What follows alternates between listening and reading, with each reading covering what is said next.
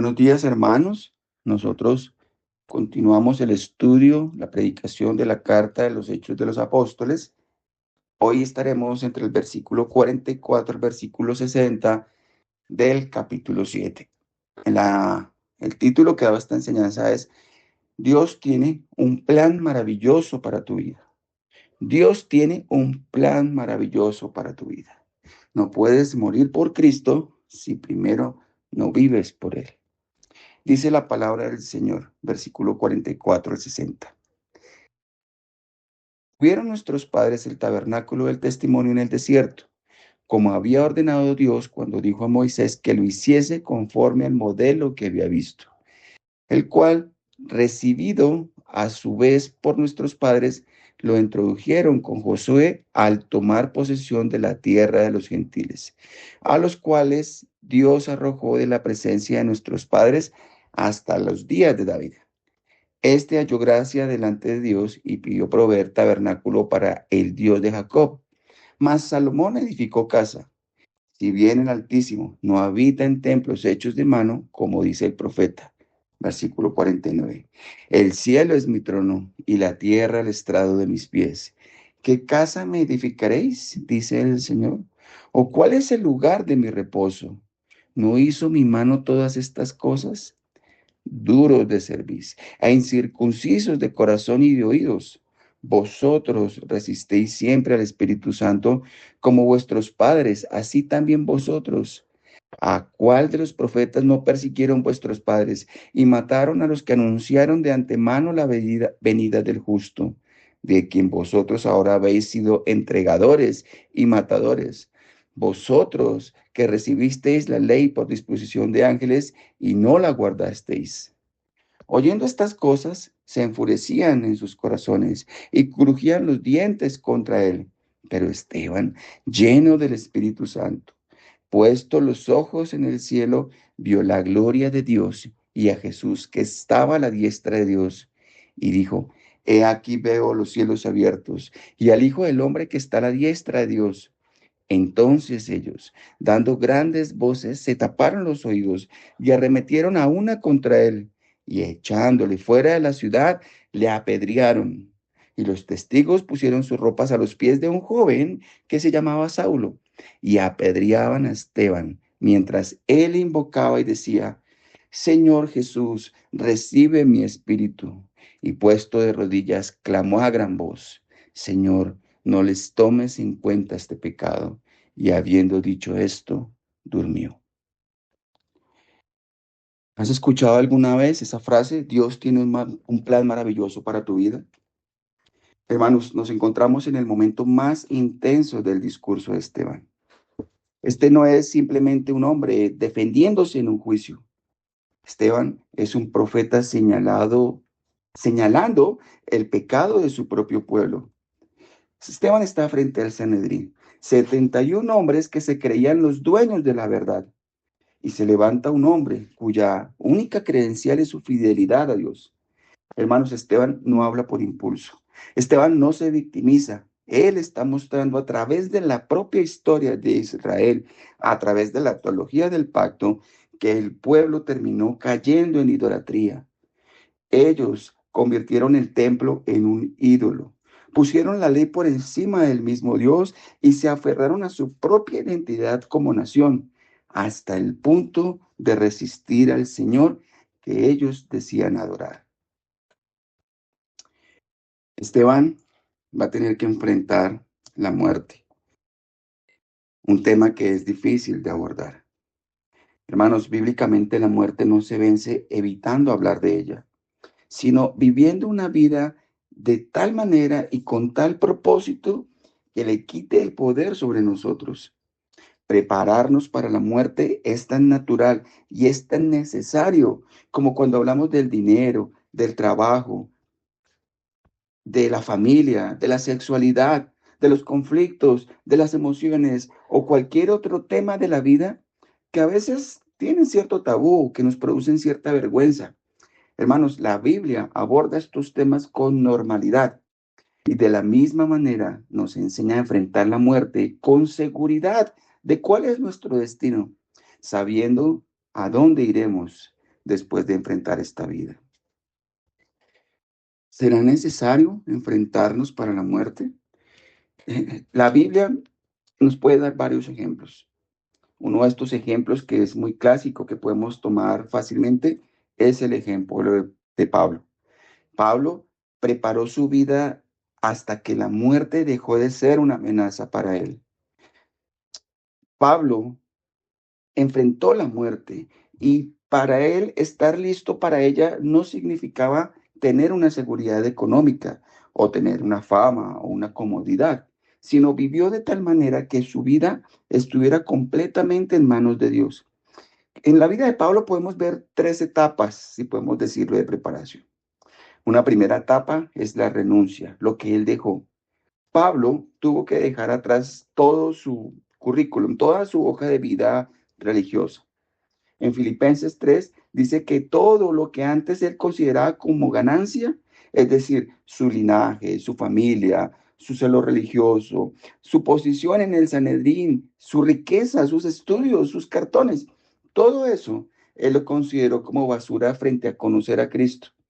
La Biblia menciona, la Reina Valera menciona que todo esto lo tiene como por basura.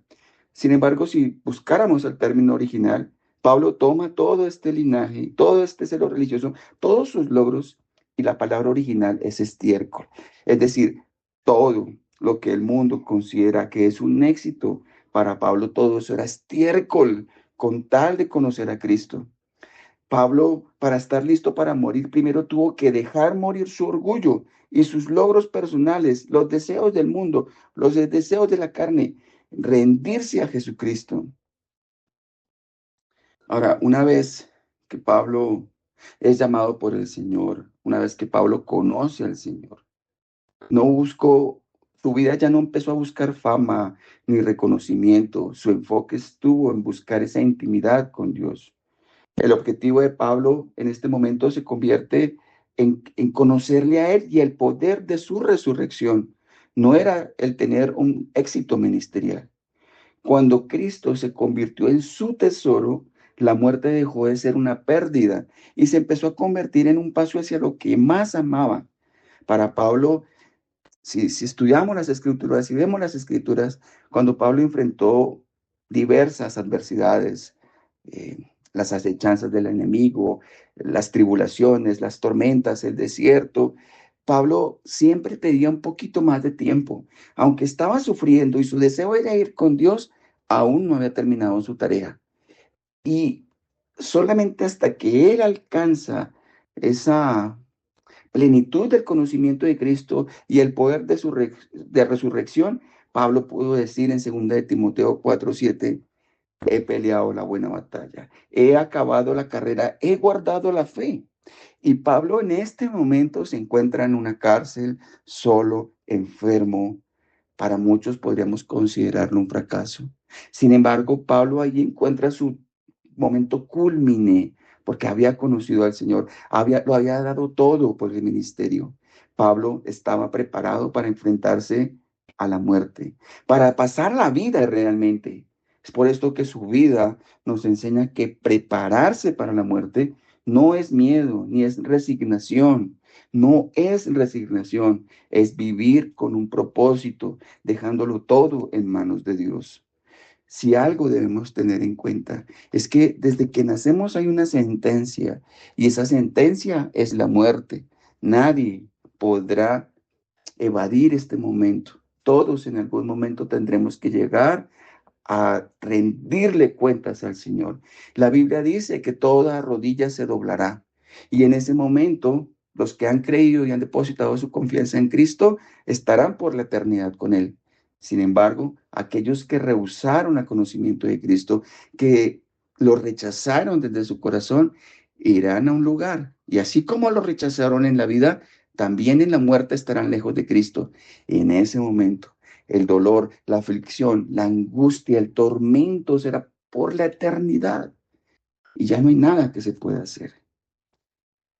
Es por esto que el legado de nuestra vida y el legado de nuestra muerte va mucho más allá de lo que nosotros como padres pudiéramos hacer en nuestra familia como proveedores o como cuidadores de nuestra familia.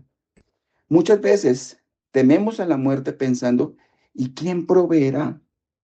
¿Quién hará el mercado? ¿Quién llevará el carro? ¿Quién llevará a los niños al colegio? ¿Quién cocinará? Pero la vida de Esteban y de Pablo nos enseñan que el verdadero legado no está en las tareas que alguien puede reemplazar fácilmente, sino en los principios, en los valores que nosotros dejamos y que inculcamos en nuestra familia.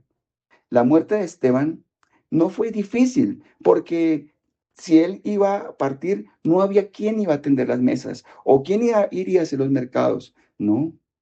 Hermanos, de la misma manera, un padre podría ser reemplazado como proveedor, como conductor o como quien hace las compras o como una madre que cocina. Lo que no se puede reemplazar es la vida que dejamos como ejemplo de fe. Tus hijos, tu familia, están, esto no es que sea algo que sea consciente. Todos los días de nuestra existencia somos un ejemplo para nuestros hijos. Nuestros hijos observan cómo enfrentamos la vida, cómo enfrentamos a Dios. Que si pudiéramos preguntarle a nuestros hijos, ¿qué aprendieron de nuestra fe? ¿Vieron que nuestra vida estaba aferrada a Cristo? ¿O que todo giraba alrededor de nuestra propia comodidad, de nuestros propios bienes, que toda la vida giraba en torno a su propio ser?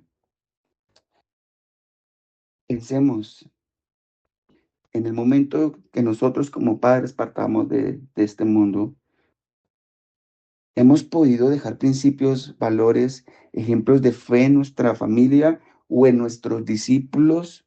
Recordemos que el cristiano es llamado a ir y a ser discípulos. El cristiano no solamente está llamado a ir y evangelizar. El cristiano está llamado a ir y a ser discípulos de Cristo, a ir a reproducir nuestra fe en otros, a moldearles a Cristo en su corazón. Es por esto que las preguntas que surgen son, ¿y cómo mi padre habría enfrentado este momento? ¿Qué habría hecho mi mamá frente a esta situación difícil? ¿Se habría estresado? ¿Se habría quebrado? ¿O estarían confiados en Cristo? Al enfrentar la muerte, es verdad, será triste, será doloroso, pero lo más doloroso sería descubrir que nuestra vida no ha dejado ningún legado, que no hicimos nada que trascienda este mundo o algo que sea fácilmente reemplazable con dinero o con tareas. Si lo único que han visto tus hijos es que has hecho oficio, que haces el mercado, que cocinas bien, pues simplemente ellos no van a necesitar una mamá, van a necesitar una empleada doméstica. Tu ejemplo, tu vida, tus valores deben trascender todo esto. Hermanos, el verdadero valor de la vida está en haber vivido de tal manera que nuestra fe y nuestra obediencia sirvan de ejemplo y sirvan de guía para aquellos que nos siguen, nuestros hijos, nuestra esposa, nuestros discípulos. Es por esto que hay cierta ironía en aquellos que atraen o pretenden evangelizar con esta frase que dice, Dios tiene un plan maravilloso para tu vida. Es verdad, Dios tiene un plan maravilloso para nuestra vida. Es un plan que trasciende este mundo. Pero debemos confrontar esta frase, que es una de las más populares del cristianismo moderno, porque Dios sí tiene un plan maravilloso para nuestra vida, pero en este lenguaje del evangelio de la prosperidad, este plan se traduce como una vida de victorias constantes, de una vida llenas de dinero, de prosperidad, de viajes, de salud perfecta. Pero cuando nosotros miramos a Esteban, cuando miramos a los grandes héroes de la fe, esta definición de a esto que ellos llaman un plan maravilloso para tu vida pierde sentido. ¿Por qué, hermanos? Porque solamente por tomar el ejemplo de Esteban, el plan de Dios para Esteban incluyó la calumnia. Él fue acusado injustamente por testigos que habían sido comprados para distorsionar el mensaje de Esteban. El plan maravilloso de Dios para Esteban incluyó el rechazo. Él fue odiado por la élite religiosa de su tiempo. El plan maravilloso de Dios para Esteban incluyó el martirio. Su final feliz en la tierra fue ser arrastrado fuera de la ciudad para ser apedreado, para ser ejecutado. Esteban sufre una muerte dolorosa, pero él tiene una visión gloriosa. Como lo hemos enseñado anteriormente, si hay algo hermoso en las escrituras es que nos muestra a hombres reales, a hombres no perfectos, a hombres que sufran, que lloran, que se lamentan, que fallan. Y por eso tampoco debemos romantizar este momento. Esta fue una ejecución brutal, fue una ejecución sangrienta. Cada piedra que golpeaba su cuerpo rompía los huesos, desgarraba su piel. Humanamente, para este tipo de evangelio, Esteban hubiese sido un fracaso total, al igual que Pablo o que Pedro. Ellos terminaron siendo un don nadie. Esteban administraba mesas y terminó aplastado por el poder. Pero espiritualmente, Esteban obtuvo una de las mayores victorias. Es hermoso pensar que mientras las piedras volaban, Esteban no vio la derrota, no vio la frustración, no vio fracaso. Él vio los cielos abiertos y a Jesús de pie. Esto es hermoso. Jesús no estaba sentado observando con indiferencia. Jesús estaba de pie como un anfitrión que se levanta para recibir con honores a un soldado fiel que vuelve a casa. Es ridículo comparar este plan maravilloso de la prosperidad con el verdadero llamado de Dios. Este falso evangelio promete una vida sin dolor. El verdadero evangelio, a cambio, ofrece un propósito por el cual vale la pena vivir, pero también vale la pena morir y vale la pena sufrir. La vida de Esteban nos enseña que el plan de Dios no es hacernos más ricos o más famosos o libres de enfermedad o libres de personas que se van a oponer. No, es hacernos fieles, es seguir la vida de Cristo, seguir sus pisadas. Por esto, al iniciar esta exposición de Hechos capítulo 7, del versículo 44 al 60, debemos preguntarnos, ¿estamos viviendo de tal manera que nuestra vida refleje por qué Cristo murió? ¿Estamos dispuestos a vivir en el plan de Dios? Aunque ese plan incluya la cruz.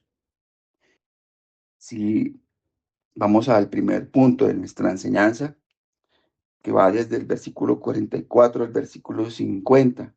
Leeremos una sección de esta parte de las Escrituras. Dice la palabra del Señor nuevamente.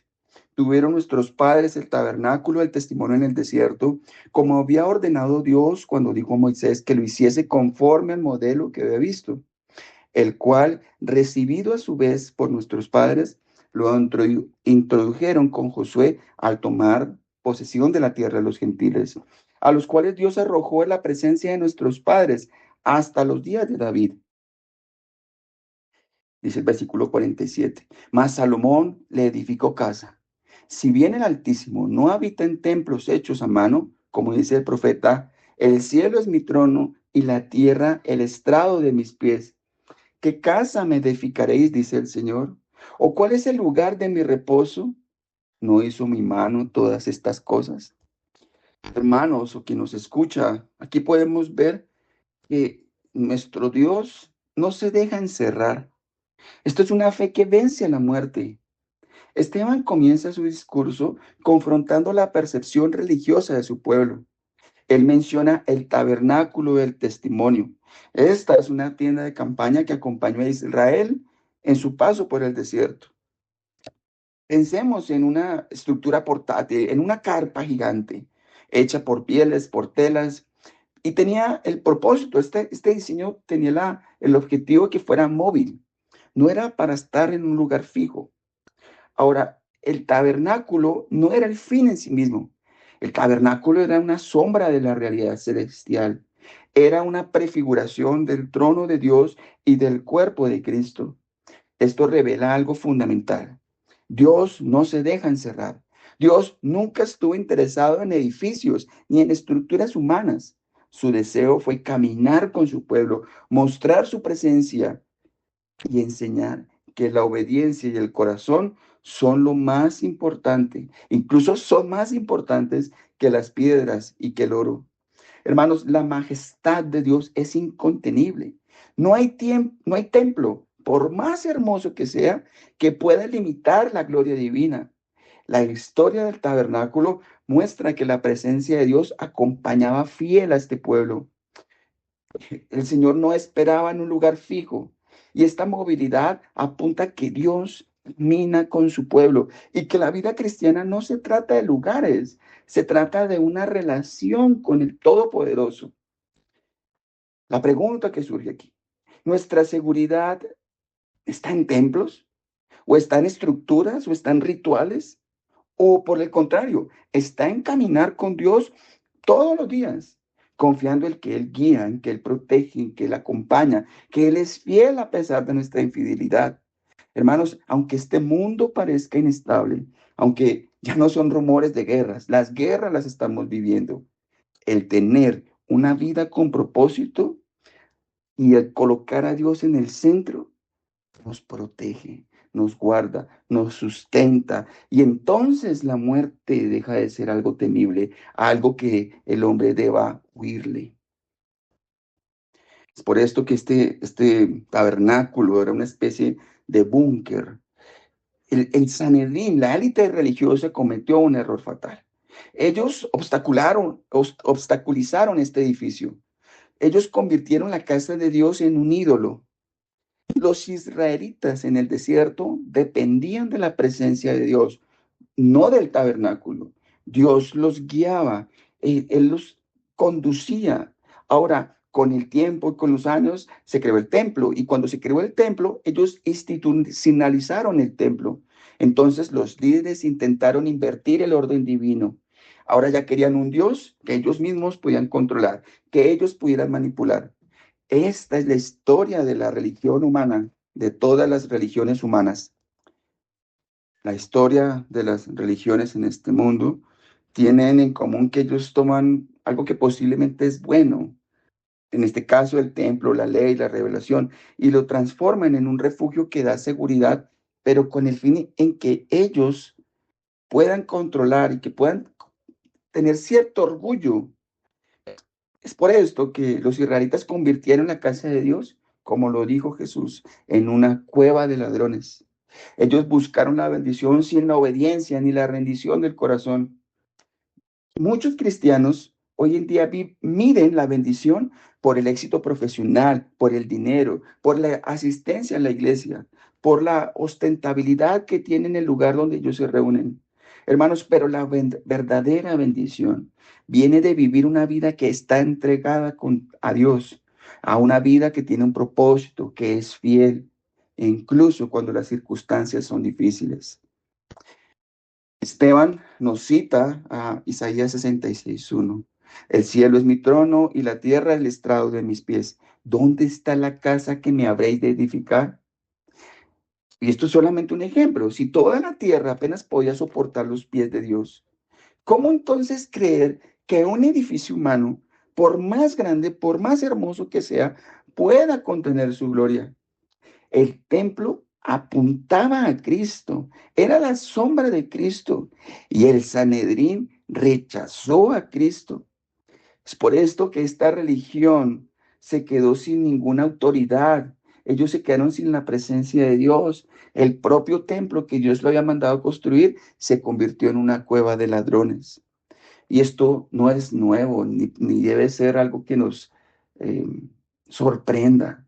¿En cuántas iglesias hoy en día no usan pasajes del Antiguo Testamento, no usan muchas de las leyes del Deuteronomio, del Levítico, que eran exclusivamente para el pueblo de Israel, simplemente con el deseo de obtener dinero, de obtener riqueza? ¿Cuántas iglesias no piden 3, 4 diezmos en una misma reunión? ¿Cuántas iglesias no están pidiendo dinero a cambio de milagros? ¿Esto no es una cueva de ladrones acaso? ¿Acaso ellos verdaderamente han conocido del Señor o pueden manipular, torcer las manos de Dios para obtener favores a través del dinero? ¿Será que Dios necesita nuestro dinero? No es así.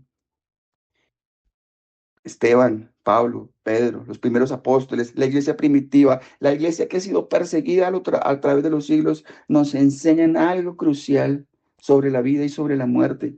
Hermanos, no podemos aferrarnos a los logros humanos ni a estructuras.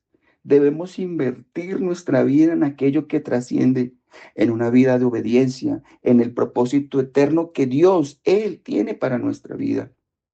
Vivir con propósito implica invertir en la relación con Dios, implica atravesar las tormentas, los desiertos, entendiendo que es el Señor quien nos forma el carácter. Muchos se preocupan más de las apariencias, de lo que es reemplazable, pero como Pablo, como Pedro, como Esteban, como tantos hombres nos enseñan, el verdadero legado no está en lo material, está en los principios, está en la palabra, está en la fe que dejamos a aquellos que nos están siguiendo. Hermanos, tanto has impactado tu comunidad, que tanto has impactado otras familias. Tu vida es un ejemplo de fe para tus hijos. Ahora tú no puedes pensar que esto solamente es un llamado para los diáconos, para los ancianos, para los pastores. Este es el llamado de todo hijo de Dios. Pensemos en un hombre que está perdido en un bosque y sin embargo él tiene el mapa perfecto, tiene la señalización, tiene la guía, tiene la ubicación de cómo salir de este gran bosque. Sin embargo, él se queda admirando el mapa y nunca camina por el bosque, nunca busca la salida. Esto fue lo que hizo el Sanedrín. Adoraron el mapa, adoraron el templo y rechazaron el paisaje real, al mismo Cristo. No te puedes enamorar de la religión ni de las estructuras. Tu función debe ser enamorarte del Dios vivo, el que no se deja encerrar en rituales ni en edificios vacíos. Por esto, lo que nos lleva a este segundo punto, entendiendo que también habrán unos corazones que se rinden al Espíritu. Hechos capítulo 7, versículo 51 al versículo 53. Dice Esteban, dice Dios, dice su palabra, duros de cerviz e incircuncisos de corazón y de oídos. Vosotros resistís siempre al Espíritu Santo, como vuestros padres, y así también vosotros, a cuál de los profetas no persiguieron vuestros padres y mataron a los que anunciaron de antemano la venida de Cristo, de quien vosotros ahora habéis sido entregadores y matadores, vosotros que recibisteis la ley por disposición de ángeles y no las guardasteis. Esteban les va a hablar claro, les va a hablar directamente. Esteban les dice, duros de cerviz e incircuncisos de corazón. Cuando las escrituras hacen referencia a este duro de cerviz, está describiendo a un buey que no se quiere inclinar, que no quiere inclinar el cuello al yugo. Es la resistencia a la guía de Dios. Y cuando él menciona a los incircuncisos de corazón, significa que aunque externamente parecieran ser obedientes, en su interior está cerrado por completo a Dios. Y también va a mencionar incircuncisos de oídos. Esta es una resistencia activa. Escuchan, atienden, parecieran entender, pero no dejan que la verdad realmente llegue a sus corazones.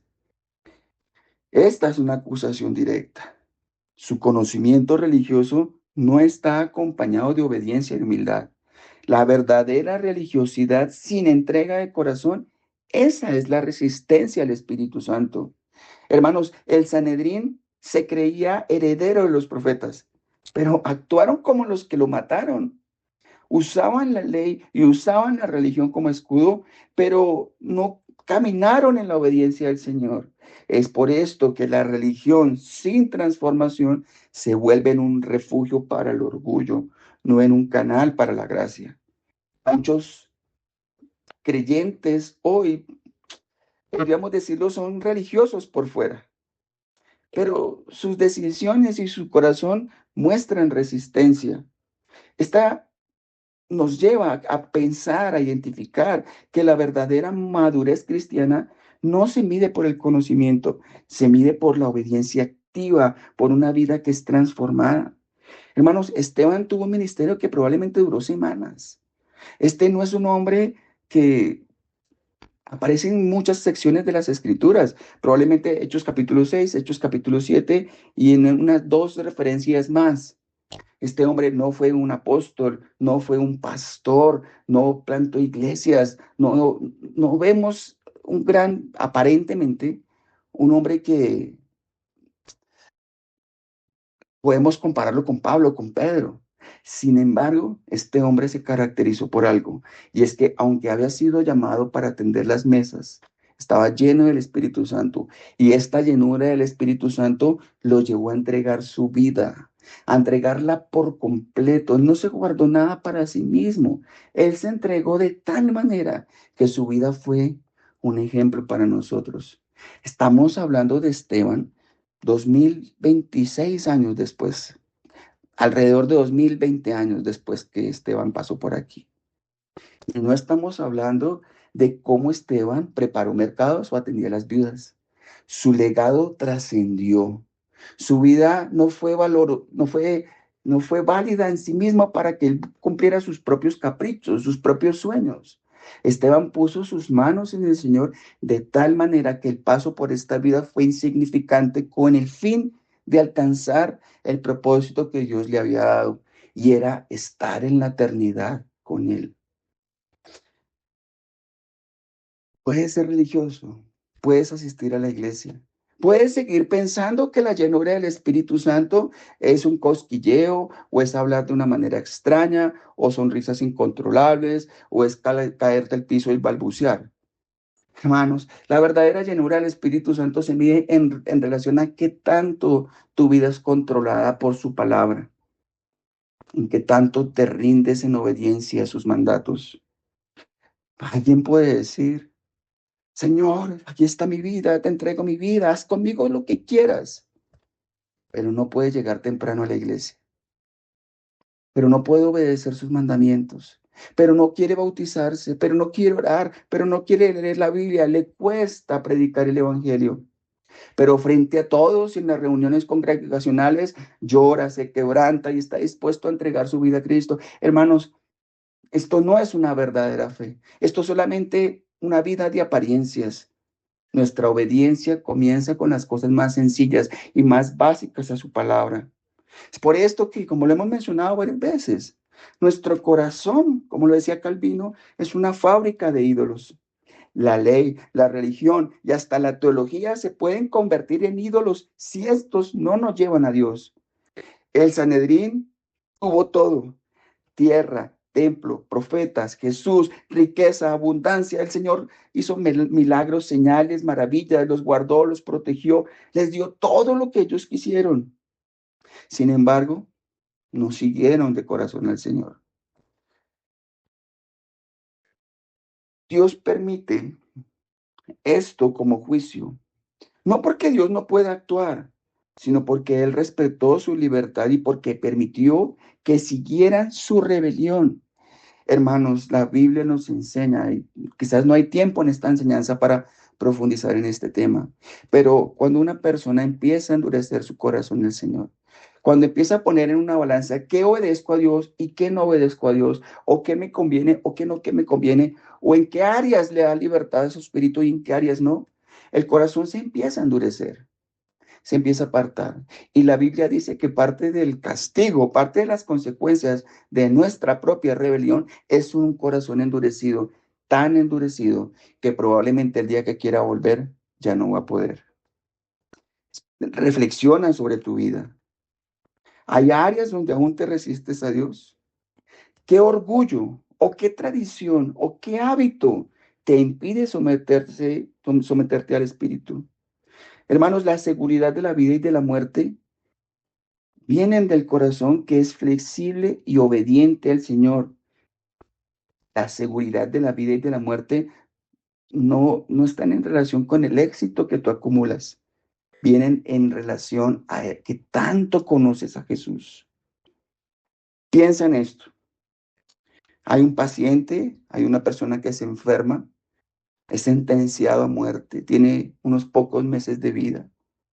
Sin embargo, los científicos crean el medicamento específico y perfecto para quitar esa enfermedad del cuerpo. Y este hombre toma esta receta que ha sido creada y la enmarca, la exhibe en público, pero nunca la toma. Eso era el Sanedrín. Tenían la receta, tenían la ley, pero morían de la misma enfermedad que el resto del mundo porque no la aplicaban. La sabiduría sin obediencia no salva. Tú puedes conocer de Cristo, saber de Cristo, podrías hasta dar una charla sobre el Evangelio, en el mejor de los casos. Y aún así, seguir en tu corazón resistiéndote, seguir resistiéndote al Evangelio. Tu vida es una vida de obediencia. Tu vida muestra a Jesús. La Biblia dice, quien dice ser como Él debe andar como Él anduvo. Seguir a Cristo debe ser seguir sus mandamientos, seguir sus ordenanzas, pero sobre todo tener una vida de obediencia como la tuvo Cristo, tener una vida de perdón como la tuvo Cristo, tener una vida de servicio como la tuvo Cristo, tener una vida como Él. Y nunca lo haremos, nunca llegaremos a esa perfección, pero ese es el camino que el Señor nos ha marcado. Es por esto que vamos a ese tercer punto de nuestra enseñanza de Dios hoy. La gloria en medio de las piedras. Versículo 54 al versículo 60. Dice la palabra del Señor. Oyendo estas cosas, se enfurecían en sus corazones y crujían los dientes contra él.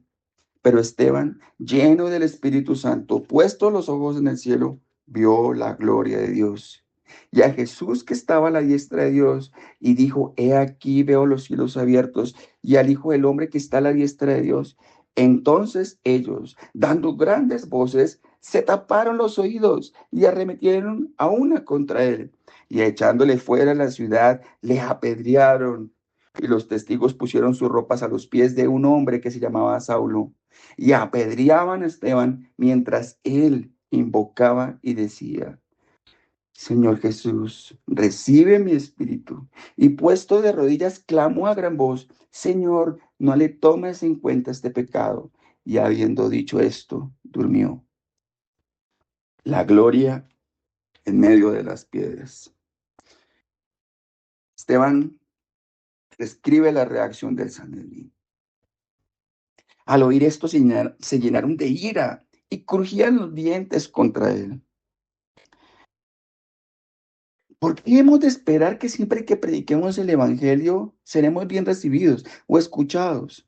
O a quien le enseñaremos van a seguir a Cristo. No, hermanos.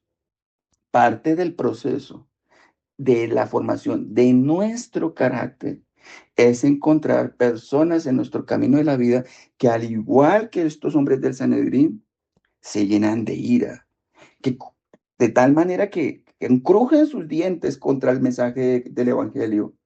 Esta es una imagen poderosa, es la furia física de los hombres, pero es hermoso cómo contrasta con la paz interior que tenía Esteban. Porque Esteban tenía los ojos puestos en el cielo y Esteban vio la gloria de Dios. Esta visión no es simbólica y no muchos hombres lograron ver la gloria de Dios. Esteban la vio y vio la presencia de Cristo en un momento de un sufrimiento físico extremo. Y esto nos enseña que la verdadera percepción espiritual trasciende todas las circunstancias externas de nuestra vida. El mundo puede amenazarnos, puede humillarnos, puede intentar destruirnos, pero la visión, nuestros ojos puestos en Cristo, redefinen verdaderamente la realidad y sobre todo redefinen cómo enfrentamos la muerte. Hermanos, hay dos teólogos, Joel Vicky y Ferguson, que hablan de la unión mística con Cristo. Esteban no enfrentó la muerte solo, sino que la vivió en Cristo. Esto fue lo que le permitió a él recibir su sufrimiento con paz y con perdón hacia sus agresores. La mirada hacia el cielo es la expresión de una vida alineada con el propósito eterno, donde la muerte física pierde su poder sobre todo el creyente.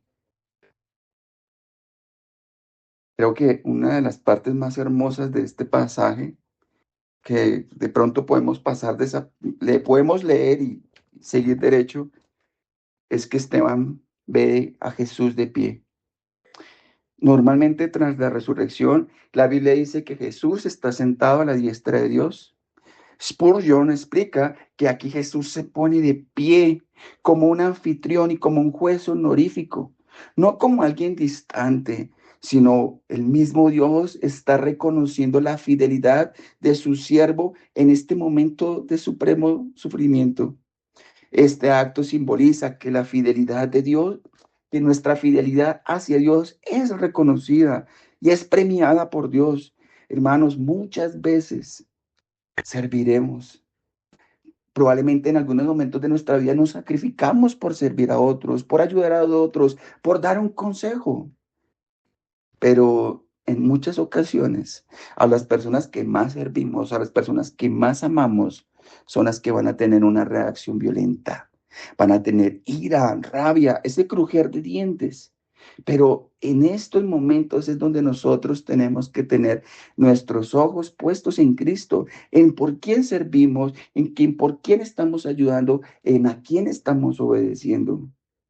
Es por esto que Esteban no murió por un descuido humano o por falta de provisión. ¿Dónde estaban los otros apóstoles? ¿Dónde estaban sus pastores? Él era un diácono. ¿Dónde estaban los demás? ¿Dónde estaba la iglesia? Esteban no estaba pensando en esto, ni siquiera en esto. Esteban tenía su mirada, su corazón, su confianza en la eternidad. Sus ojos estaban puestos por encima del sol. Es por esto que el poder de la muerte es vencido. No porque podamos evitar la muerte, sino porque vivimos y morimos con un propósito que es eterno, que es sobrenatural. La muerte física nunca podrá arrebatar lo que Dios ha invertido en un corazón fiel. Esteban nos enseña una lección clave. La muerte no es un fracaso, es el momento de culminación del propósito divino en esta vida. Hermanos, la vida no se mide por los años que vivimos. La vida se mide por lo que logramos en el Señor, porque alcanzamos el propósito que Dios tiene para nuestra vida. Hermanos, Jesucristo vivió solamente 33 años y logró su propósito. Y hay muchos hombres de Dios que si tú evalúas hombre por hombre, te vas a dar cuenta que la vida no se mide en los años que vives, se mide en qué tanto has logrado para el Señor. La vida no se mide por los años que vives, sino por lo que has logrado en el Señor. La muerte no es un fracaso, es el momento de culminación del propósito divino en la vida. Y repito esto porque debe ser parte de nuestras bases, nuestra estructura, nuestro carácter. Muchas personas temen a la muerte pensando en lo que dejarán atrás. La familia, el dinero, los proyectos, sus sueños. Sin embargo, el legado más valioso no está en lo material, está en la fe, está en los valores que nosotros transmitimos a otros. Hermanos, por más que lográramos hacer de riquezas materiales en este mundo, no las vamos a llevar a la eternidad. Y valga cliché, pero ¿cuántos muertos han visto ustedes que llevan sus casas, sus mansiones o sus seguidores a la tumba? No, morimos solos, como nacemos solos, pero pasaremos en una eternidad. ¿Dónde? ¿Con quién? Ahí está lo importante de nuestra vida. Eclesiastés nos habla a nosotros de que si es verdad, debemos trabajar en una herencia, es más importante en trabajar en el heredero. Y tenemos que trabajar en el heredero para que él pueda enfrentar la vida, para que pueda tener valores, principios, para que pueda ser obediente. Y eso lo va a alcanzar o lo va a lograr si tú fuiste alguien que modeló a Cristo. ¿Cuándo? Cuando había dinero, salud y prosperidad, no. Cuando había adversidad, cuando había dificultad, cuando la fe era difícil. Esos son los mejores valores que transmitimos a nuestros hijos, a nuestros discípulos. Recordemos la vida de Pablo como un ejemplo paralelo. Pablo renuncia a los logros, invierte en la intimidad con Dios y vive una vida de obediencia plena. Por esto es que Pablo convierte la muerte en ganancia. Filipenses capítulo 1, versículo 21. La vida con propósito trasciende lo tangible. Este es un testimonio vivo para las generaciones futuras, más allá de lo que alguien pueda reemplazar con dinero, con trabajo. Voy a ponerles un ejemplo muy personal. Mi esposa se preocupa si algún día yo parto porque no le he podido enseñar a manejar, porque probablemente no tengo la paciencia o la dedicación para poderle enseñar a conducir un carro. Y entonces, simplemente es un ejemplo. Si yo partiera de este mundo, ¿será que su preocupación sería, ¿y ahora quién va a manejar? ¿Ahora cómo va a ser, quién va a ser nuestro proveedor como familia? Si durante en nuestro tiempo de casados, el Señor ha provisto a través del ministerio. Hermanos, estas dos cosas son fácilmente reemplazables y muy seguramente el día que yo parta en la voluntad del Señor, ella va a aprender a manejar o va a haber alguien que maneje y el Señor va a proveer. ¿Pero por qué? Porque a través de todos estos años de matrimonio, a través de estos 20 años de ministerio, hemos visto cómo Dios ha obrado sobrenaturalmente y soberanamente en nuestra vida. Nuestros hijos han visto cómo Dios ha sido fiel a pesar de nuestra infidelidad, cómo Dios nos ha sostenido en cada ciudad donde hemos vivido, cómo nosotros hemos enfrentado el fracaso ministerial, entre comillas, o lo que alguien considera fracaso, cómo el Señor nos ha llevado por desiertos, por tormentas, pero también cómo el Señor nos ha llevado a lugares hermosos de provisión, de abundancia, de plenitud. Esa enseñanza de una vida que podemos transmitirle esa fe a nuestros hijos es mucho más valiosa. Y esa es una enseñanza que va a durar para siempre.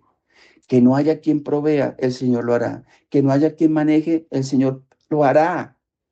Pero que hayamos dejado nosotros esas fortalezas, esos principios, esa obediencia, que ellos hayan visto a Dios en nuestras vidas. Eso es lo más hermoso. Y el Señor nos envía a ser discípulos. Esa fe es la que tenemos que modelar en aquellos que Dios nos permite acompañar en esta vida de fe.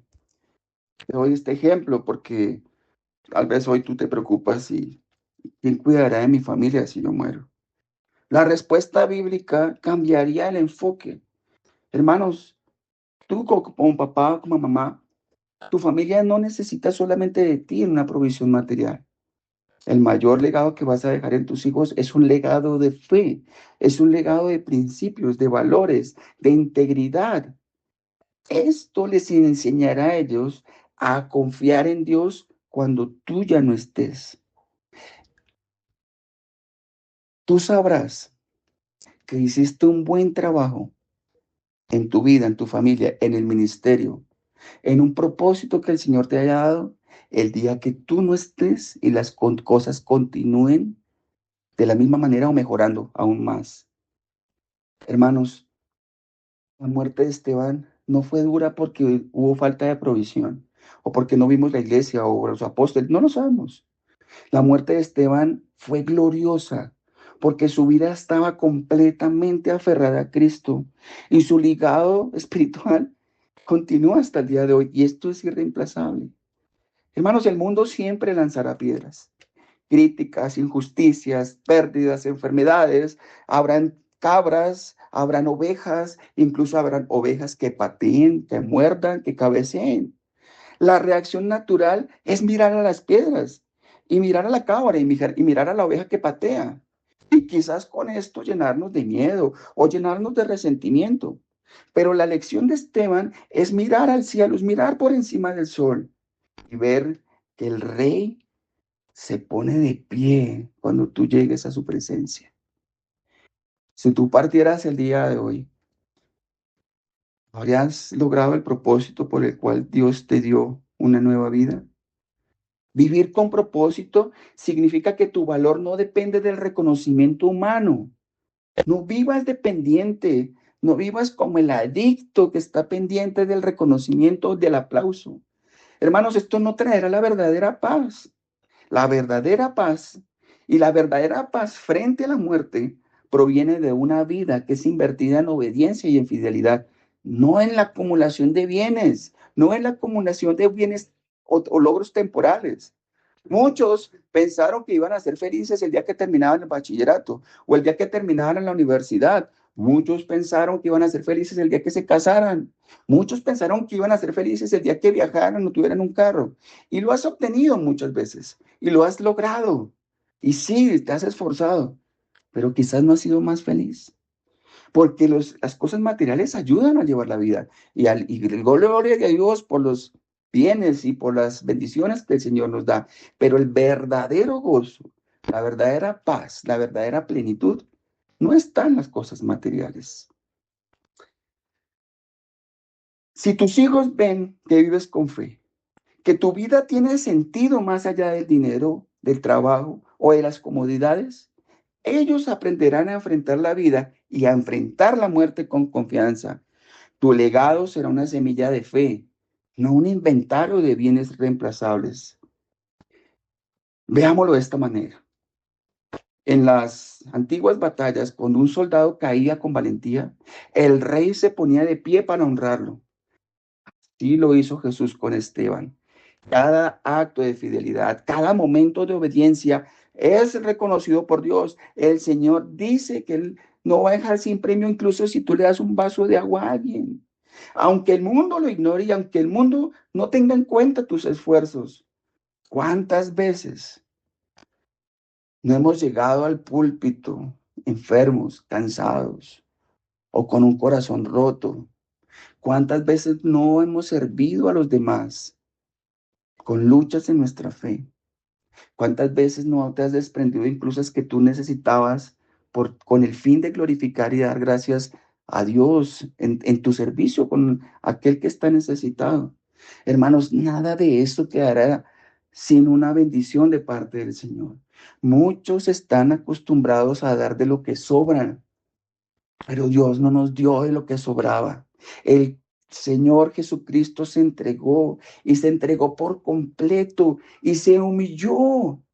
Él siendo Dios, no estimando su condición de Dios, se rebajó a la condición de siervo, se humilló de tal manera que fue a la cruz. Maldito todo aquel que es colgado en un madero. Él se humilló, él permitió que lo ofertearan, que lo escupieran, que se burlaran, que lo humillaran. Hacían chistes de él. Él lo hizo por el amor que te tiene. Y la Biblia dice que quien dice ser como él debe andar como él anduvo. Eso es lo que el Señor nos pide que imitemos, que sigamos, que modelemos en otros. Es por esto que uno de los errores más comunes al pensar en la muerte es reducir nuestro legado a este legado material, al dinero o a las propiedades. Y en este ejemplo, entonces, ¿quién irá a hacer mercado? ¿Quién cuidará de la familia? ¿Quién proveerá? Hermanos, la Biblia nos enseña que el verdadero legado, insisto, está en los principios, en la fe y en los valores que dejamos. La muerte de Esteban no fue dura porque nadie podía reemplazarlo en las mesas. Habría sido fácil asignar a otro. Lo que nadie podía reemplazar era su fidelidad, su visión y su compromiso con Dios. Vivir con un propósito y enseñar con el ejemplo es la forma de preparar tu familia para cuando tú ya no estés. Si tus hijos aprenden a ver a Dios como un tesoro, como un refugio, como el proveedor, como quien cuida, como quien guarda, como quien provee, cuando tú ya no estés, ellos van a acudir a ese mismo Dios al que tú acudiste. Esa es la verdadera riqueza que vas a transmitir a tus hijos. Una fe que se demuestra, un amor tangible, una verdadera obediencia. Veámoslo en conclusión, en este cierre, titulando cómo vivió Esteban y cómo vivió Pablo, esa preparación para enfrentar la muerte. Recordemos, esa primera parte que ellos vivieron fue esa renuncia, dejar el orgullo, dejar los logros, la seguridad temporal. Tú puedes ofrecer el dinero, el trabajo, la familia. Filipenses 3 nos recuerda que todo lo que consideramos ganancia terrenal es basura frente a Cristo. Luego ellos, después de renunciar a su propia vida, invierten.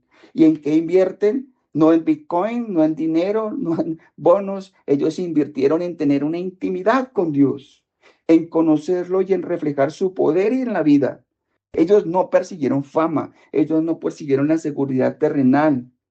Ellos buscaron esa comunión con el Señor y eso les llevó a tener una vida en esa tercera fase, si lo pudiéramos llamar, esta tercera fase de plenitud. Ellos cumplieron la carrera de obediencia.